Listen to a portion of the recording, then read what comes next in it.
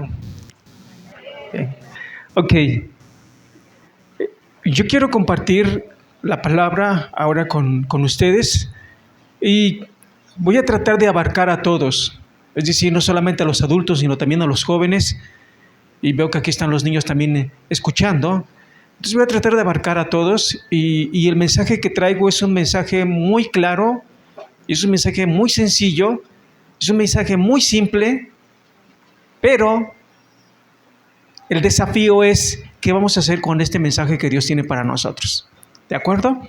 Me voy a presentar, algunos no me conocen, mi nombre es Gabriel Salazar, vengo con mi esposa Lidia Ruiz, tenemos 2 hijos, Josué y Raquel, ellos ya son jóvenes adultos y efectivamente a mí me compartieron la palabra y me acuerdo aquí empezó, mis papás venían y cuando yo tenía 17 años, no me acuerdo, soy muy malo para la memoria, pero tenía 17 años, me pusieron a predicar, me dieron la oportunidad de predicar. Yo estaba muy contento de que iba a predicar. Pero yo cuando estaba predicando estaba muy nervioso y yo creí que mi predicación había sido una gran predicación, una predicación larga. Creo que dilaté entre 5 y 10 minutos mi predica. Estaba muy nervioso. Y quiero introducirme al tema y quiero que abran sus Biblias en el Evangelio de Juan, capítulo 17. Y me voy a enfocar en un solo versículo, pero voy a explicar lo demás. Juan 17. Y yo le quiero pedir a un niño, ¿quién le gustaría leer en voz alta? Juan 17, 20. ¿Quién de los niños quiere leer Juan 17, 20? ¿Alguien quiere?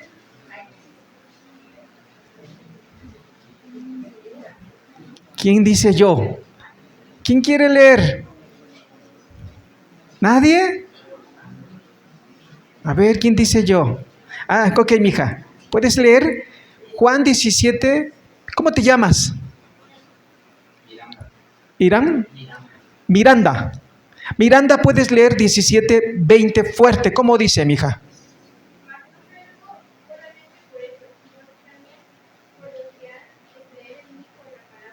Ok, el título del sermón, apréndanselo, niños también, por la palabra de ellos. Por la palabra de ellos. Y es lo que vamos a hablar, por la palabra de ellos.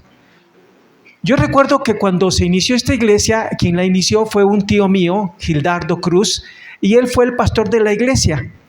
Y me acuerdo que cuando iban a la casa y tocaban la puerta, yo tenía en ese entonces como 15 años, 14, 15 años tal vez, 16 por ahí, y tocaban la puerta y entonces decían, la voz era, ya llegaron. Pero ese ya llegaron, sabíamos que ya habían llegado ellos para compartir la palabra. Y nos salían alas en los pies. Nos desaparecíamos, nos metíamos a ver por dónde y nadie quería salir a abrir porque ya habían llegado ellos.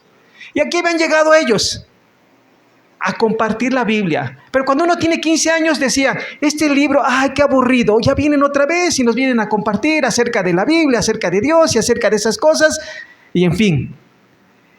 Y en una ocasión ellos llegaron y ya no nos dio tiempo a escaparnos, salíamos de la casa. ¿Cuántos de ustedes han hecho así? ¿Cuántos de ustedes han hecho que espero no ahora cuando vaya el pastor, porque eso no estaría bien, pero ve el pastor y llega y como que, diles que no estoy, no. O cuando alguien llega a compartir la Biblia, ¿por qué eso nos hace como aburrido? Nos van a compartir de la Biblia, nos van a abrir de la Biblia, nos van a hablar de la Biblia. Y yo me convertí con un canto que decía, pecado negro encontró. ¿Todavía lo cantan? Pecado negro encontró Jesús en mi corazón. Y ese canto me llegó mucho y me hablaba de cómo estaba mi corazón. Y bueno, por la palabra de ellos. El hermano Gildardo, mi tío Gildardo, el pastor Gildardo y su familia empezaron a compartir la palabra y la primera que se convirtió de mi familia fue mi mamá. Y el último que se convirtió de mi familia fue mi papá. Y yo soñaba y tenía sueños en el que mi papá llegaba borracho después de haberse convertido y yo lloraba y decía, ¿por qué? Cuando despertaba era tan real mi sueño, yo despertaba llorando, yo despertaba sudando. Dios le permitió a mi papá 13 años de vida sin probar el alcohol, una vida totalmente transformada, totalmente diferente, y después él murió por cáncer de próstata. Pero por la palabra de ellos, él se convirtió, por la palabra de ellos.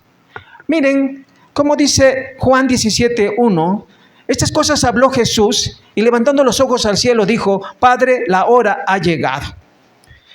Si ustedes han leído el Evangelio de Juan, hay una palabra que se repite constantemente y es la hora. Ahora, ¿qué significa con la hora?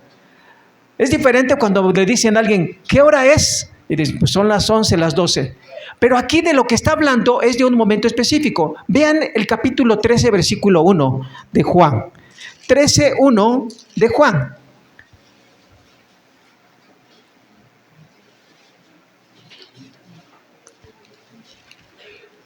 Dice, antes de la fiesta de la Pascua, sabiendo Jesús que su hora había llegado.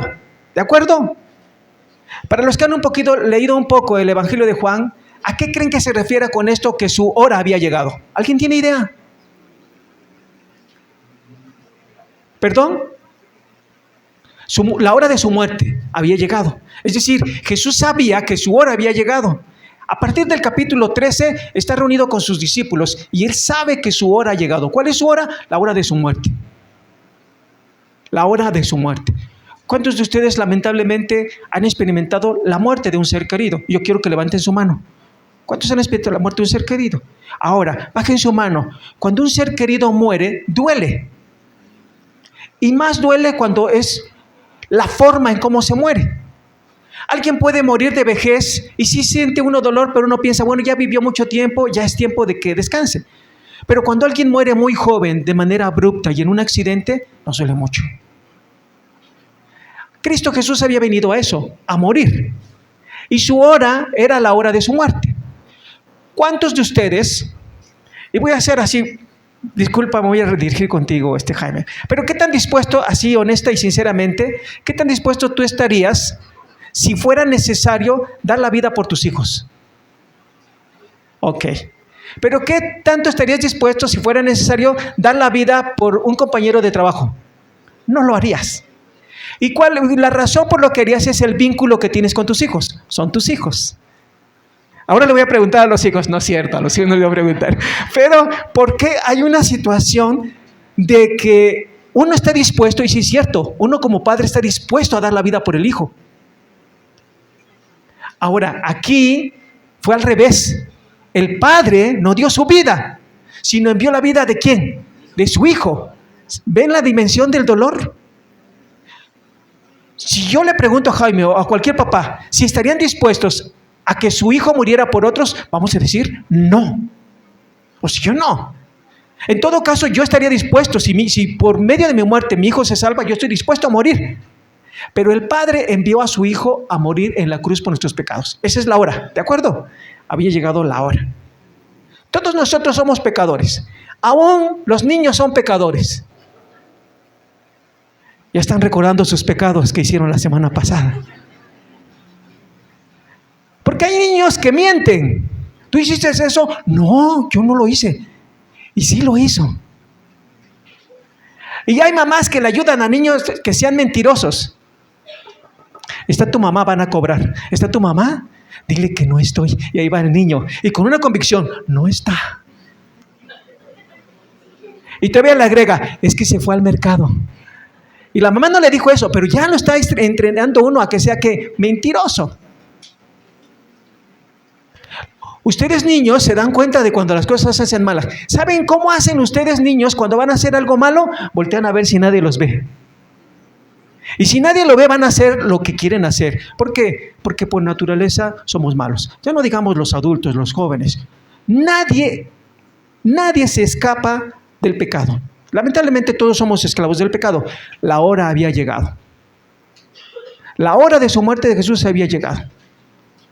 Ahora, quiero ejemplificarlo de una manera muy clara. Y quiero que te imagines lo siguiente. Imagínate que estás a punto de morir por algo grave que hiciste. ¿Ya te lo estás imaginando? Vas a morir porque cometiste una falta muy grande.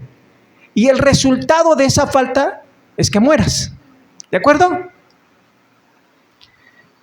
quiero que veas, que pongas en tu mente sentenciado a muerte.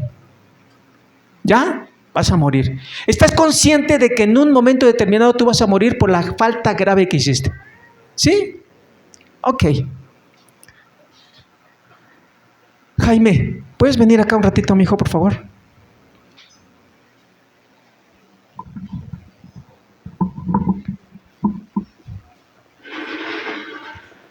Sentenciado a muerte. ¿Sale? Ok. Nada te va a salvar ni nadie te puede salvar en este mundo. ¿De acuerdo? Ahora, ¿a ti te gustaría morir?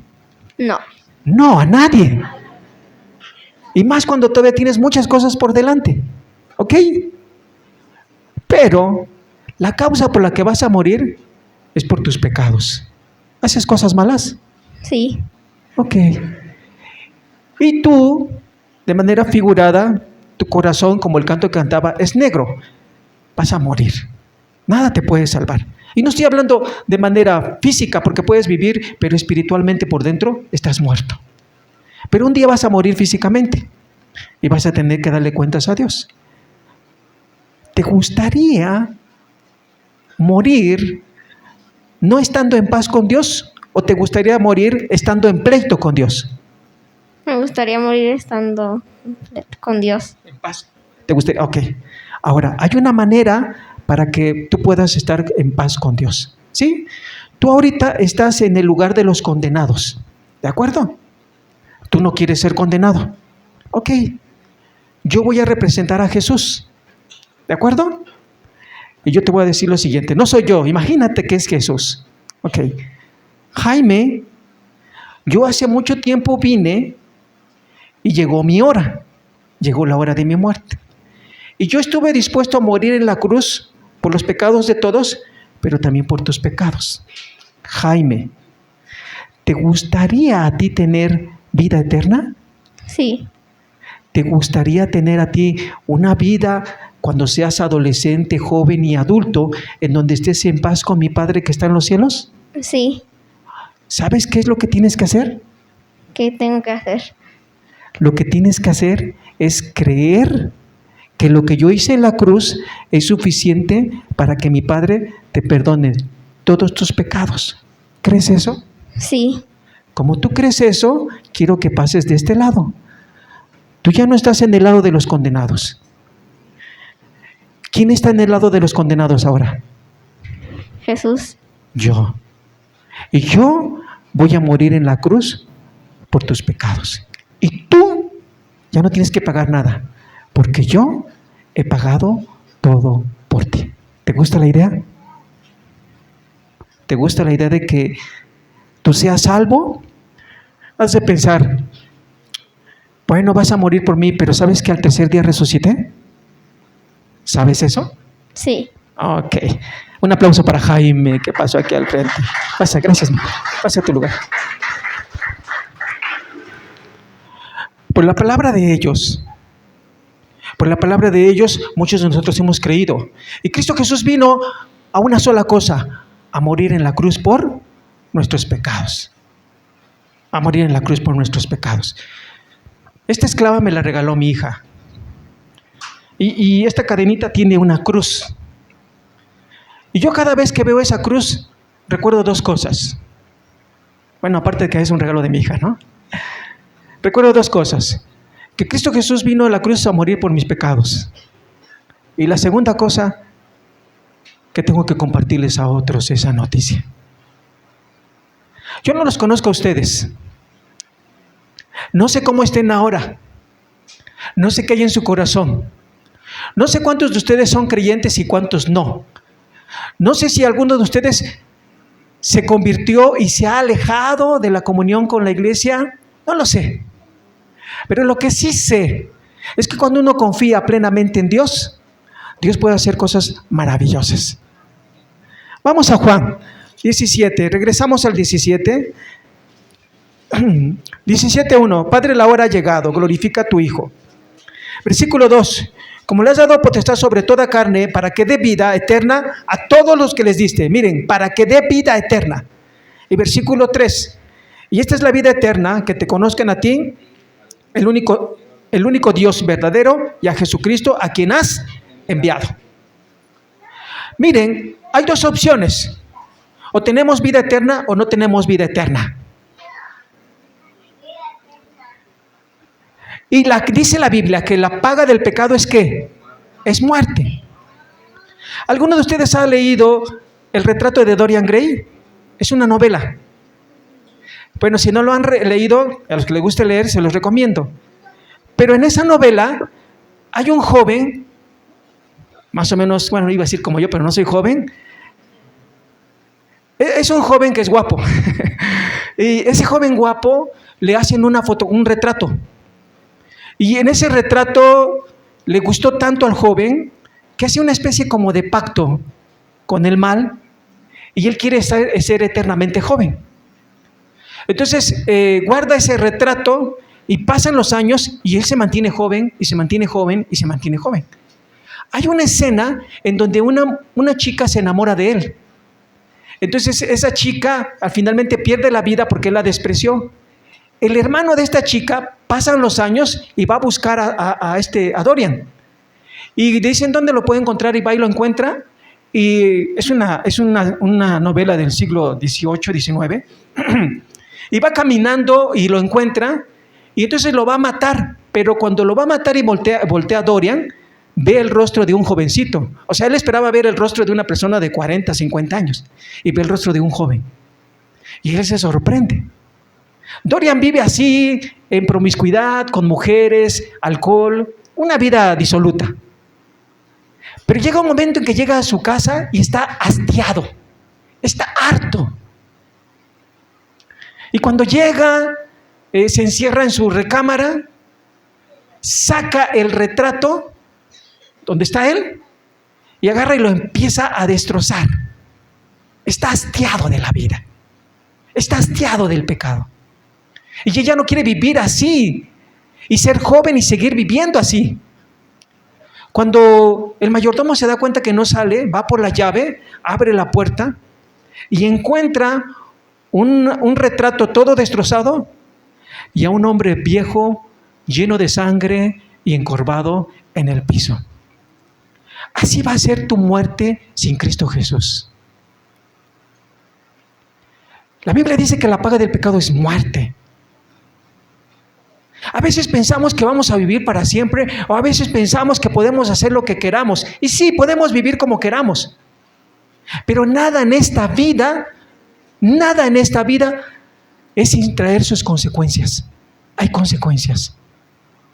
Y la mayor consecuencia que puede haber ante el pecado es la muerte espiritual y la muerte eterna. Que la muerte eterna significa estar separado de Dios después de morir. Tal vez algunos puedan decir, ¿es que hay algo después de la muerte? Yo he escuchado que dicen que después de la muerte no hay nada. Yo he escuchado que decir que después de la muerte, pues, todos somos energía, nos unimos a una energía cósmica y todo va a estar bien. Hemos escuchado varias cosas de la muerte, pero ¿saben qué? Este libro, que es la palabra de Dios, nos revela una cosa. Al final de los tiempos Dios va a juzgar a todos, a vivos y a muertos. Y les va a decir a los de su derecha, venid benditos de mi Padre, heredad el reino de los cielos. Pero a los de su izquierda les va a decir, apartados de mí, hacedores de maldad. Ustedes nada más utilizamos el sentido común. No siempre pensamos, tarde o temprano, quien mal hace, ¿va a qué? Va a pagarla. Y después podemos decir, es que ese hombre vivió tanto, hizo tanto daño y murió. Y pensamos, ahí termina todo. No, ahí va a iniciar todo. Vida eterna. ¿Cuántos de ustedes tienen vida eterna? ¿Cuántos de ustedes? Hay algunos que a lo mejor no tienen vida eterna. Si ya tienes vida eterna, ¡qué bueno! Y la vida eterna, como dice este pasaje, consiste en conocer a Dios y a Jesucristo. ¿Y cómo vamos a conocer a Dios y a Jesucristo? A través de su palabra. Ahora, si no tienes vida eterna, puedes estar joven y puedes decir, bueno, yo tengo todavía muchos años más de vida. Nadie sabe. La mejor manera de vivir esta vida en este mundo lleno de tanta maldad, lleno de tanto resentimiento, lleno de tanto odio, lleno de tantas cosas malas, la mejor manera de vivir es estando reconciliados con Dios. Y saben que cuando nos reconciliamos con Dios y cuando llegue la muerte, porque un día va a llegar la muerte, va a llegar. Increíblemente podemos morir en paz. ¿Qué es lo que todo el mundo quiere, no? ¿Qué decimos cuando alguien muere? ¿Descanse qué? En paz. Pero para poder descansar en paz, en vida, tenemos que reconciliarnos con Dios. No hay otra manera. No hay otra manera. Dice el versículo 6: he manifestado tu nombre a los hombres que del mundo me diste, tuyos eran y me los diste y han guardado tu palabra. La palabra guardar significa obedecer la palabra. Me acordé de mi hijo, de Josué, cuando te vi ahorita tocando, Jaime, aquí te vi tocando. Me acordé que de mi hijo en la iglesia predica, ocasionalmente predica, Dani, para los que lo conocen. Y cuando él tenía tu edad más o menos, en una actividad que hicimos infantil, ahí estaba mi hijo predicando ahí a los niños. Pero ellos crecieron y tuvieron que tomar una decisión. Tuvieron que tomar la decisión de creer o no creer en Cristo Jesús. El hecho de que fueran nuestros hijos no implicaba que ellos automáticamente ya eran cristianos. Mi hija se bautizó a los 15 años, a los 16 años, gracias. Y mi hijo se bautizó a los 17 años. Y ellos tomaron la decisión de creer en Cristo Jesús. No porque sus padres fueran creyentes, ellos ya automáticamente eran creyentes. No porque sus hijos pequeños vengan aquí todos los días, ya son creyentes. No, chicos, ustedes tienen que tomar la decisión de seguir o no seguir a Cristo Jesús. Así que deben de guardar la palabra. Por la palabra de ellos. Por la palabra de ellos creyeron. Vamos a hacer un ejercicio muy breve. A ver si pueden recordar. ¿Quién te compartió la palabra? ¿Quién fue el primero que te compartió la palabra y después tú creíste? ¿Alguien tiene en mente a alguien? ¿Quién te compartió? ¿Alguien que me pueda decir? Jaime, ¿quién te compartió? La hermana Araceli te compartió. ¿Alguien más? La hermana Araceli. ¿Alguien más? Ok. ¿Alguien más? Te compartió. Muy bien. ¿Alguien más? Un último más. Ok. Ella compartió. Y eso es. Y trabajaban, eran compañeras de trabajo. Y eso es a lo que quiero que lleguemos. Tenemos que guardar la palabra. Y la mejor manera de guardar la palabra es proclamándola. Enseñando. Ya tengo doble, gracias. Enseñándola. Y en el trabajo, qué bonito. Pero qué triste es cuando otro invita a alguien y llega a la iglesia donde nos congregamos y invitan a un amigo, a un conocido. Y qué triste es cuando el amigo del conocido dice: ¿a poco eres cristiano? Y no sabía que eras cristiano, nunca me hablaste de Cristo. Y dijeran en mi pueblo: peor tantito si no tenemos buen testimonio. Y a muchas veces por eso no hablamos, porque no tenemos buen testimonio. En el trabajo, compartir. Hay mucha necesidad de compartir el evangelio. Mucha necesidad. Quiero que nos saltemos al versículo 15. Esta es la oración de Jesús. Y mira lo que dice Jesús por sus discípulos. Versículo 15. No ruego que los quites del mundo, sino que los guardes ¿de qué? Del mal. No ruego que los quites del mundo, sino que los guardes ¿del qué? Del mal. Vivimos en un mundo donde hay mucha maldad. Levanten la mano, y aquí los niños presentes, levanten la mano quien no tenga un dispositivo. O sea, quien no lo use, así, para nada. ¿No? Ok, hermana. ¿También? Ok, ¿no tienes dispositivo? Ok. ¿No tienes? Muy bien. Ahora, levanten la mano, por ejemplo, los que tienen... Quiero que levanten la mano. Los que tienen Instagram. Levanten la mano los que tienen Instagram. Puros jóvenes y uno que otro adulto, ¿no? Ahora, levanten la mano los que tienen Facebook. Ok, bajen su mano. Todo el mundo tiene WhatsApp, ¿no? ¿Y qué es el punto? Cuando abren Facebook o cuando abren Instagram o cualquier red social, hay una serie de situaciones que ven ahí. Y que todo eso nos afecta nuestra mente y nuestro corazón. Y nuestros pequeños no tienen la capacidad de discernir. Y aquí ustedes tienen que ser muy cuidadosos en ponerles límites y ver qué es lo que están viendo a través de internet. Y no darles la libertad en la casa de que estén, bueno, son cuestiones que como papás tenemos que ver. Pero el punto es este: todo lo que vemos y todo lo escuchamos influye en nuestro corazón. Y la palabra de Dios es contraria a las enseñanzas del mundo. Así que dice: no te ruego que los quites de este mundo, sino que los guardes ¿de qué? Del mal. Y más específicamente del maligno. Que los guardes del maligno. Ahora, versículo 18. Como tú me enviaste al mundo, así yo los he enviado ¿a quién? Al mundo. Ahora, ¿de quién está hablando aquí? De sus discípulos. De sus discípulos. Los primeros discípulos predicaron a Cristo Jesús y se extendió en el Imperio Romano de una forma extraordinaria. Miren, hay un autor que se llama C.S. Lewis. Él, una persona muy preparada, daba clases en la Universidad de Oxford, en Inglaterra, sobre literatura inglesa. Él se convirtió al cristianismo y él escribió lo siguiente: respecto a Cristo Jesús, hay 3 maneras de verlo.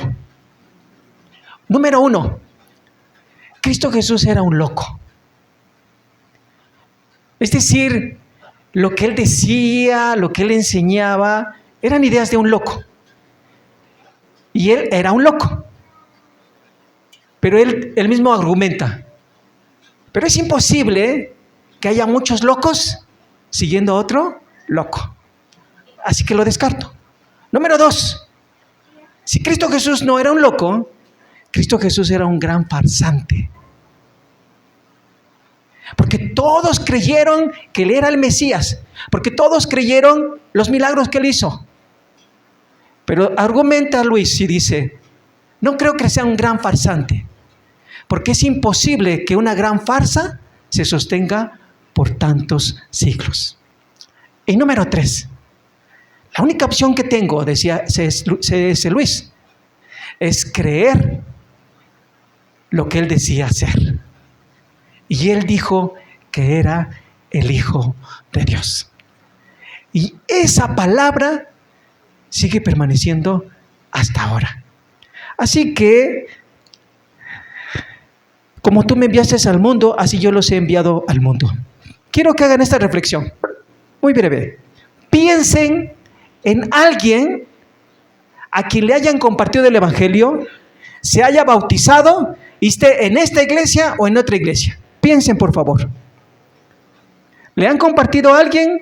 Ese alguien se bautizó y ese alguien se congrega aquí o se congrega en otra iglesia. Ya, no voy a decir si lo ha hecho alguien, porque a lo mejor alguien lo ha hecho, pero tampoco quiero que haya como es que yo lo hice. No, uno no lo hace. Pero voy a decir lo siguiente: estoy seguro que el 90% de ustedes no lo ha hecho. No le han compartido a alguien el Evangelio. Hoy su pastor está enfermo, no está con ustedes. Aquí sí quiero que levanten la mano. ¿Cuántos de ustedes han ido a ver a su pastor? 1, 2, ok. Bajen su mano. Espero que en esta semana vayan a ver a su pastor. Cuando ustedes están enfermos, ¿qué les gustaría que hicieran con ustedes cuando están enfermos? Visitarlos. Y si estuvieran enfermos, ¿les gustaría que los visitan llegaran con algo o sin nada? No, pregunto. ¿Con algo, una frutita, un juguito? ¿O no? ¿No les gusta? Yo digo, si yo estoy enfermo y van y me llevan unas manzanitas, pues ¿yo cómo voy a sentir? Bien, contento. Vayan a ver a su pastor en esa semana. Y si pueden organizar 1 y 2, vayan. No, es que los líderes para eso están. No, la iglesia. Así como la iglesia ve el pastor ve por la iglesia, pues las ovejas también tienen que ver por el pastor. Ahorita ahorita. No solamente necesita sus oraciones, sino también su presencia y una palabra de ánimo. Y una manzanita. O un juguito, no sé, cuando uno está enfermo, esas cosas. Pero a veces pueden pensar, no es que el pastor es el que tiene que predicar el evangelio, no es que el pastor tiene que compartir. Ok. ¿Y ustedes? ¿Para quién es el mandato de vayan y hagan discípulos a todas las naciones? ¿Para el pastor o para la iglesia? Para la iglesia, hermanos. Para la iglesia. Así que dice aquí, como tú me enviaste al mundo, así yo los he enviado al mundo. Y versículo 20, mas no ruego solamente por estos, sino también por los que han de creer en mí, por la palabra de ellos. Hermanos, amigos, no sé cuántos de ustedes han creído, pero hoy va a ser un buen momento para creer. Dios nos ha enviado al mundo, ¿para qué? Para decir que no hay otro nombre dado a los hombres en el que se puede ser salvo, sino solamente en el nombre de ¿quién? De Jesús. ¿Cuántos de ustedes creen, pero así creen, que las hierbas son buenas para curar? Quiero que levante su mano. Ok, bajen. Una vez iba en el camión y atrás venían platicando dos señoras. No se conocían, pero empezaron a platicar. Y una de las señoras empezó a decir que tenía cierto malestar y esto. La otra señora sacó su lista. Mire, cómprese esto y esto. Tómeselo tanto y tanto y tanto y verá cómo le va a dar resultado. Me dieron ganas de comprar las cosas y tomarlo. Es que lo decía con tanta convicción. Y ella decía, y cómprelo, ¿verdad? Y si usted se toma esto, le va a quitar la piedra del riñón. O sea, si se toma esto, le va a curar su estreñimiento. O esto. Y a veces así somos. Compartimos tantas cosas con tanta convicción que la gente nos cree. ¿Por qué no compartirle a la gente que el único que nos puede llevar al Padre, ¿quién es? Es Jesús. ¿Por qué no compartirle a la gente que la paga del pecado es muerte, mas la dádiva de Dios en Cristo Jesús es ¿qué? Es vida eterna. ¿Por qué cuando la gente llega y te platica sus problemas, sus dificultades, por qué no le dices, acércate a Dios, reconcíliate con Dios? ¿Por qué? Por tanto, vayan y hagan discípulos a todas las naciones, bautizándolos en el nombre del Padre, del Hijo y del Espíritu Santo. ¿Cuándo fue la última vez que se bautizó a alguien en esta iglesia? ¿Cuándo fue la última vez que le compartimos a alguien del evangelio? O algunos tenemos años de cristianos y no le hemos compartido a nadie el evangelio. Aquí viene el desafío. ¿Qué dice la palabra del Señor? Mas no ruego solamente por estos, sino también por los que han de creer en mí por la palabra de ellos. A mí me compartió mi tío Gildardo, a mí y a mi familia nos compartió la palabra. Y por la palabra de él nos convertimos al cristianismo. Y por la gracia y misericordia de Dios aquí estamos. Por la palabra de ellos. ¿Cuántos de ustedes? ¿Cómo se llama el último canto que entonaron? No sé cuál canto, pero hablaban de Señor, te entrego mi vida y haz con ella lo que tú quieras. Algo así dice, ¿no? ¿Sí? Ok. Y ustedes pueden decir, no, ¿cómo le voy a decir eso al Señor? No van a estar en mejores manos que en las manos de Dios. Y te entrego mi vida, Señor, y haz con mi vida lo que tú quieras. Para los que han leído la Biblia pueden decir, ¿y qué tal si me pasa lo que Esteban? Y Esteban cuando murió, ¿qué vio? Los cielos, ¿qué? Abiertos. ¿Y a dónde se fue? Directamente con el Señor. Quiero hacer un par de invitaciones para concluir con esta meditación. La primera invitación que quiero hacerles es, yo no los conozco, vuelvo a decirles, pero hay una cosa. Dios tiene un mensaje para ti. Esta es la primera invitación. Y lo ejemplifiqué con Jaime aquí al frente. Cristo Jesús vino a este mundo con un propósito, morir en la cruz por tus pecados. No importa los pecados que hayas hecho, ni los pecados tan horrendos que sean, no importa. Si tú crees en Cristo Jesús, el Padre te va a perdonar todos tus pecados, absolutamente todos. Y te va a dar una vida nueva en Cristo Jesús.